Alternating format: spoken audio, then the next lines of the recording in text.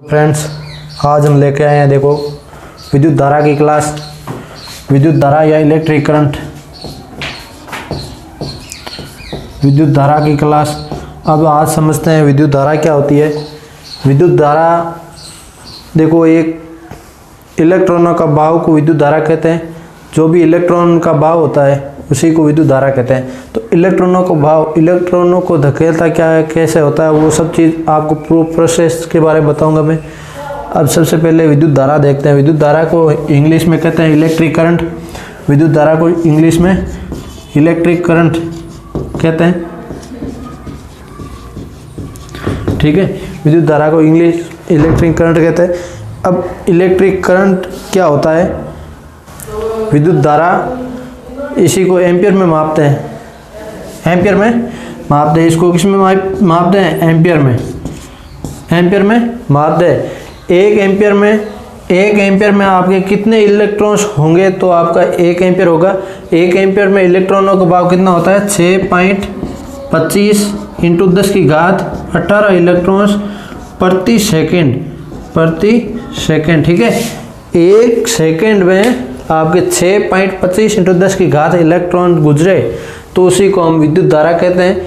अब देखो, विद्युत धारा ये आपके मनुष्य को झटका देता है, तो एक एम्पियर का झटका कितना होगा? जैसे एक एम्पियर का जो इलेक्ट्रॉन्स है वो एक एम्पियर में इतना गुजरता है तो आदमी को झटका तो लगना होता ही है, तो उसी के कारण ये झटका लगता है। अब हम समझते हैं विद्युत धारा को आगे प्रवाह कौन करता है। विद्युत धारा को आगे धकेलता कौन है? धकेलने वाला क्या होता है? धकेलने वाला आपके होता है, वो होता है वोल्टेज। वोल्टेज क्या करता है? पीछे से धकेलता है और आगे से आपके प्रतिरोध होता है, जो हम अगले टॉपिक में पढ़ेंगे पूरा बेसिक से। प्रतिरोध के बारे में पूरा जानकारी दूंगा। तो प्रतिरोध क्या होता है? आगे से वापस धकेलता है। प्रतिरोध आगे से रोक देता है और वोल्टेज है जो पीछे से धकेलता है। धकेलता किसको है? इलेक्ट्रॉनों को, प्रवाह को। तो ये आपके एम्पियर में मापते हैं, विद्युत धारा को धकेलता है। तो ये आपकी विद्युत धारा होती है। अब हम समझते हैं विद्युत धारा और प्रतिरोध के बीच में कौन इलेक्ट्रॉन कहते हैं? आवेशों के प्रवाह को विद्युत धारा कहते हैं। ये तो समझ लिया हमने। अब वोल्टेज पीछे से धकेलता है और प्रतिरोध सामने से धकेलता है, बीच में पीछे जाता है कौन? पीछे जाता है आपके इलेक्ट्रॉन्स। तो अब वोल्टेज धकेल देता है और प्रतिरोध है जो सामने रोक देता है। अब अगले टॉपिक में हम प्रतिरोध वाला पढ़ेंगे, तो उससे पहले मैं बता देता हूँ आपको। उससे पहले आपको इलेक्ट्रिक करंट है जो आपके क्लियर हो गया। अब हम आगे समझते हैं इसके बारे में। प्रतिरोध को बाद में पढ़ेंगे, तो उससे पहले मैं बता देता हूँ फेज और न्यूट्रल के बारे में। फेज व न्यूट्रल के बारे में पूरा विवरण से समझा देता हूँ। देखो, फेज और न्यूट्रल का शब्दों में बात करते हैं तो इसको हम लाइव वायर कहते हैं, लाइव तार भी कहते हैं, गर्म तार भी कहते हैं, ठीक है।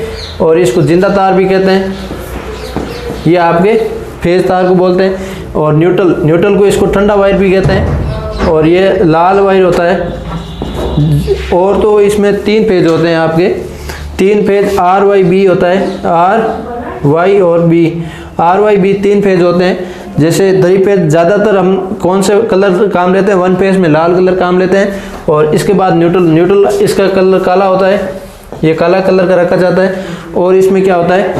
इसको ठंडा वाइट भी बोलते हैं। अब देखो, ये क्यों ज़रूरी है, दोनों क्यों ज़रूरी है? हम किसी आइटम में हम जैसे सप्लाई देते हैं, जैसे मान लो ये आपके कोई इलेक्ट्रिक सिस्टम है, फ्रिज, कूलर, कुछ भी मान लो आपके, ये इलेक्ट्रिक डिवाइस है। तो इसमें हम जब भी आपको फेज देना होगा, ये मान लो हमने फेज तार दिया है, ठीक है। फेज तार दिया तो इसमें वापस आने की जगह भी होनी ज़रूरी है। वापस आने का रास्ता नहीं मिलेगा तो ये फेज भी काम नहीं करेगा। जैसे वापस आने का रास्ता कैसे? वापस आने का न्यूट्रल। इसमें क्या होता है? धारा की दिशा, कभी कभार प्रश्नों में पूछ लेते हैं धारा की दिशा कौन सी होती है। जैसे धारा की दिशा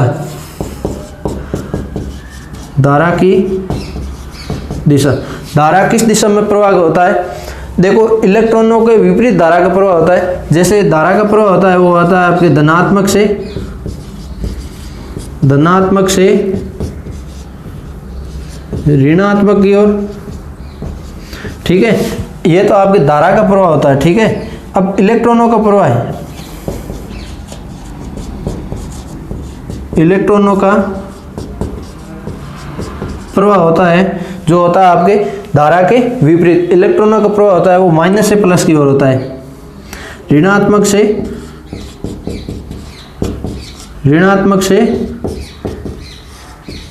धनात्मक की ओर, ठीक है। ये आपके इलेक्ट्रॉनों का प्रवाह होता है। देखो जैसे ही हम फेस देते हैं तो आपको न्यूट्रल आने की भी आप में इसमें जगह होगी, तो ये आपके आ पाएगा, तभी ये आपके इसके अंदर कार्य करेगा, नहीं तो इसमें सिर्फ एक फेस देती है, इसमें कोई कार्य नहीं होगा। तो इसीलिए आपके आना भी जरूरी है और जाना भी जरूरी है। जैसे हम श्वास लेते हैं, ये श्वास लेते हैं ये ना, तो इसको छोड़ना जरूरी है, छोड़ेंगे नहीं तो हम वापस और भी श्वास नहीं ले सकते। तो ये बात है, इसमें जाना और आना बहुत दोनों जरूरी है। इसके बाद हम फेज और न्यूट्रल के बारे में बताया था। फेज और न्यूट्रल का, फेज के बारे में लाइव तार, गर्म तार और जिंदा तार कहते हैं। इस लाल कलर का होता है, या तीनों फेज मानते हैं तो RYB होता है, ठीक है, रेड येलो ब्लू। और न्यूट्रल का कलर काला होता है, ये ठंडा वायर भी नाम से पहचाना जाता है। और इसके बाद में अर्थिंग वायर कहते हैं। अर्थिंग क्या होता है? अर्थिंग ये न्यूट्रल की तरह ही कार्य करता है, जिसमें अर्थिंग एक क्या होता है, जैसे हम एक कोई प्लग देखते हैं तो इसमें 3 टर्मिनल होते हैं, 1 और 2 और 3। तो इसमें 3 टर्मिनलों का क्या कारण होता है? ये आपके अर्थिंग का आ जाता है और ये आपके लाइन का आ जाता है, ये न्यूट्रल का आ जाता है। क्यों आता है? और अर्थिंग वायर को बड़ा भी रखा जाता है। क्यों रखा जाता है ये बता देता हूँ। अर्थिंग वायर को बड़ा रखा जाता है कि आपके